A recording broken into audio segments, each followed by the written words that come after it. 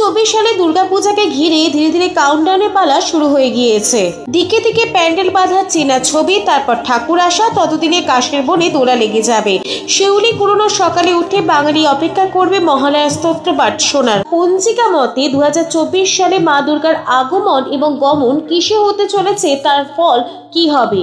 2024 সালে মা দুর্গার আগমন দোলা বা পালকিতে হতে চলেছে। শাস্ত্রমতে দেবী দুর্গার আগমন যদি দোলা বা পালকিতে হয়, তার ফল কোনো মতেই শুভ নয়। শাস্ত্রে আছে দোলায়াং মকরং ভবেৎ, দোলায় আসা হলো মকর তুল্য বা মহামারীর ইঙ্গিত, যার ফল কোনো মতেই শুভ নয়।